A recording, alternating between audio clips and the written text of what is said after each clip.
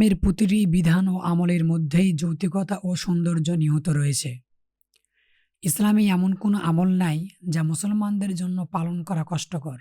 ইসলামের ৫টি স্তম্ভ রয়েছে: কালেমা, নামাজ, রোজা, হজ ও জাকাত। এই ৫টি স্তম্ভের মধ্যে নামাজ এবং রোজা ধনী গরিবদের সবার মধ্যেই ফরজ। তবে হজ ও জাকাতের বিধান শুধু ধনী ব্যক্তিদের জন্য ফরজ।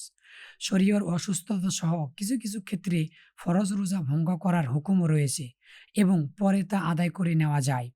ভঙ্গ করার পর অক্ষম ব্যক্তি ফকির মিসকিনকে পেট ভরে খাওয়ানোর মাধ্যমে রোজার কাফারা আদায় করতে পারবেন।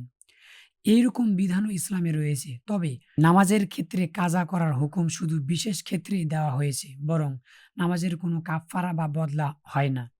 বলা হয়েছে, যদি পানির অভাবে নামাজ কাজা হওয়ার আশঙ্কা থাকে তবে সেই জন্য তায়াম্মুম করে নামাজ আদায় করে।